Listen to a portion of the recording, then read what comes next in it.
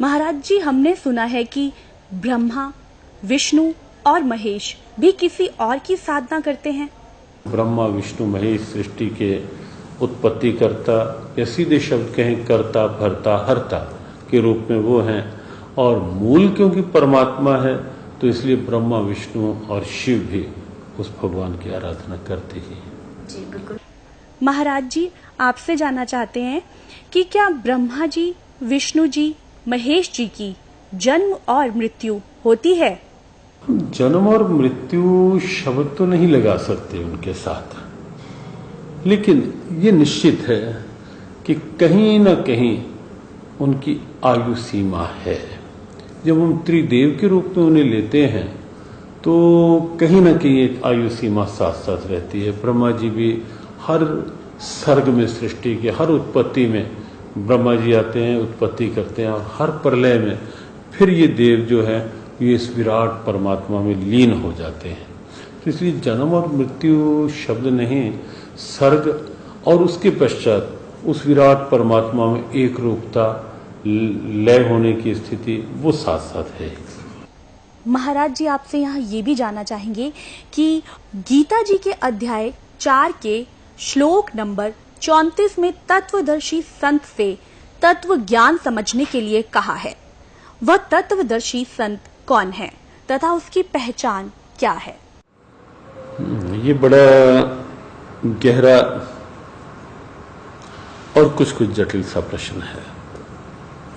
श्लोक बहुत महत्वपूर्ण है और भगवान श्री कृष्ण की बड़ी सीधी प्रेरणा है इस श्लोक में। तद्विद्धि प्रणिपातेन परिप्रश्नेन सेव्यः उपदेक्ष्यन्ति ते ज्ञानम ज्ञानिनः तत्वदर्शिनः। भगवान ने कहा उस ज्ञान की प्राप्ति के लिए तो तत्वदर्शी महापुरुष का आश्रय ले। एक बात तो ये है कि भगवान कृष्ण सर्वज्ञान संपन्न है। तत्वदर्शी महापुरुष वो हैं जिन्होंने उस तत्व का साक्षात्कार लिया है। तत्व स्वयं परमात्मा है, स्वयं परमात्मा श्री कृष्ण है। श्री कृष्ण ये वाणी बोल रहे हैं, लेकिन फिर भी एक परंपरा का निर्वाह कर रहे हैं कि महापुरुषों के द्वारा ये ज्ञान मिलेगा, गुरु परंपरा से ज्ञान मिलेगा। तो जो तत्वदर्शी की बात है वो बात है कि जो परमात्म तत्व सबके भीतर है, जो चेतन तत्व सबके भीतर है, जिसने उस तत्व से एक रूपता कर ली है, जो केवल जड़ता में नहीं जी रहा, चेतना में जी रहा है, जो केवल बाहर के आकर्षणों में नहीं जी रहा, अंदर उस ईश्वरीय भाव की प्रियता में जी रहा है, वही तत्वदर्शी है। जिसके लिए स्थितियां अनुकूल प्रतिकूल सम हैं, जिसके भीतर अपेक्षा नहीं और मिल गया तो यदृच्छा लाभ संतुष्टा, मिल गया तो उसका प्रसाद मान करके स्वीकार है और उसका प्रसाद मान के बांटा जा रहा है। तो ये स्थिति जो है सहज। और जहां तक पहचान की बात है, कैसे पहचाने, देखो पहचान तो जब हम कहीं बैठेंगे तो पहचान हो जाती है जिसकी सन्निधि ईश्वर की ओर आकर्षित करे। जहां तक पहचान की बात है, पहचान तो जब हम किसी ऐसे महापुरुष की सन्निधि में होंगे तो स्वतः यदि हमारे मन की जिज्ञासा है तो उस महापुरुष का भाव हमें ईश्वरीय भाव की ओर प्रेरित करता हुआ दिखेगा।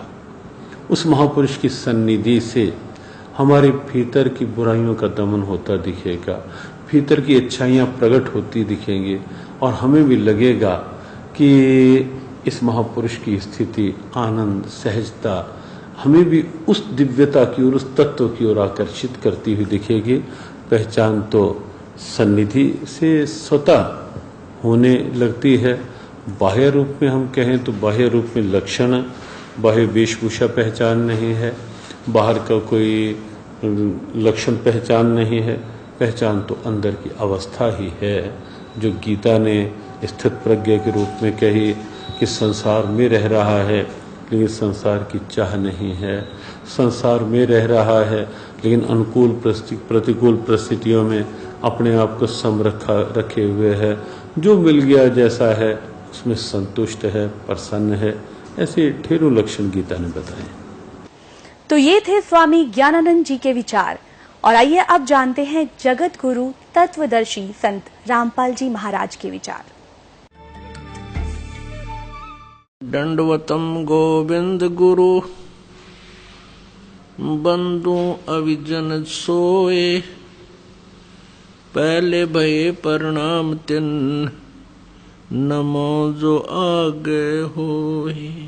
गीता जी अध्याय नंबर 4 के श्लोक नंबर 32 में कहा है कि वो सच्चिदानंद घन ब्रह्म की वाणी में ये धार्मिक यज्ञों यानी अनुष्ठानों का विस्तृत उल्लेख है, और उनको जानने के बाद फिर कर्म बंधन से सर्वथा मुक्त हो जाएगा। उस ज्ञान को अब चौथे अध्याय के 33वें श्लोक में कहा है कि भाई दर्व यज्ञ से, यानी आंख मीच के कि मंदिर का लठ कटवा दिया, कि को दान धर्म कर दिया, कि भंडारे करवा दिया, कि कांबड़ बांट दिए। कहते हैं आंखें बंद करके द्रव यज्ञ करने की अपेक्षा वो ज्ञान यज्ञ श्रेष्ठ है। वो ज्ञान यज्ञ ही श्रेयकर है, वही लाभदायक है। ज्ञान यज्ञ का तात्पर्य सत्संग, तत्वदर्शी संत के वचन, उनको सुनना चाहिए। उसके बाद फिर उसके बताए अनुसार विधिवत साधना करने से और दान करने से लाभ होगा। वैसे मनमाना आचरण करने से कोई लाभ नहीं होगा। अब वो तत्व ज्ञान, वो सच्चिदानंद घन ब्रह्म की वाणी चौथे अध्याय के 32वें श्लोक में जिसके विषय में कहा गया है, वो सच्चिदानंद घन ब्रह्म के मुख से बोली गई है, वो कबीर वाणी चौथे अध्याय के 34वें श्लोक में कहा है। उस तत्व ज्ञान को, वो तत्व ज्ञान है, तत्वदर्शी संतों के पास जाकर समझ। उस तत्व ज्ञान से तो गीता ज्ञानदाता यानी ब्रह्म भी अपरिचित है, वो अल्पज्ञ है, वो कंप्लीट ज्ञान नहीं रखता।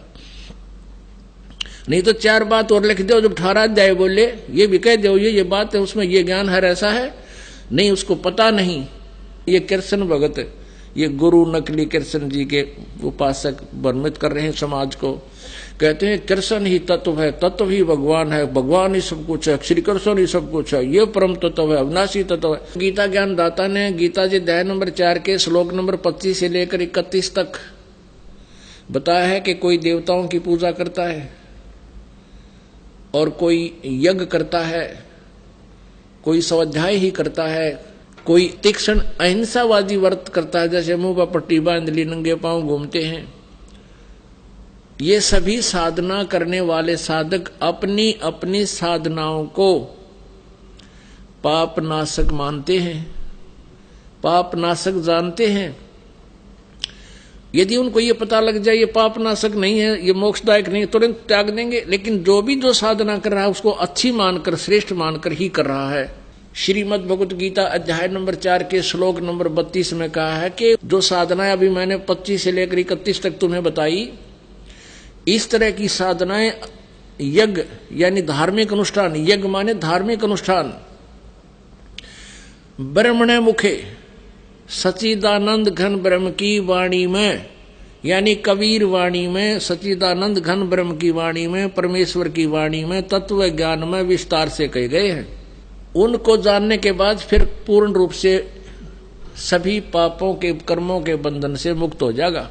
यहाँ गीता अनुवादकों ने अनर्थ कर रखा है, यहाँ ब्रह्मणे मुखे का अर्थ कर दिया वेद की वाणी। नहीं, वेद की वाणी तो काल बोल ही रहा है।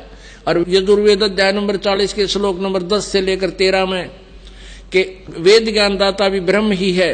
ये चारों वेद जो परमात्मा ने दिए थे वो अपने पुत्र ब्रह्मा को दिए हैं। इसमें स्वयं ये बीच में वक्ता भी बना है। ये कहता है कि उस परमात्मा के बारे में कोई संभवात माने जन्म लेने वाला, कोई असंभवात जो जन्म नहीं लेता, निराकार बताते हैं। उसके विषय में भी तत्वदर्शी संतों से पूछो, वही वास्तविकता बताएंगे। परमात्मा साकार है व निराकार। और यजुर्वेद अध्याय नंबर 40 के श्लोक नंबर 10 से लेकर 13 में यह भी स्पष्ट किया है। वेद ज्ञानदाता कहता है कि किसी ने अक्षर ज्ञान हो गया वो तो विद्वान कहलाता है, जिसको अक्षर ज्ञान नहीं उसको अविद्वान कह देते हैं। विद्वान और अविद्वान की परिभाषा भी वो तत्वदर्शी संत बताएगा, उससे सुनो।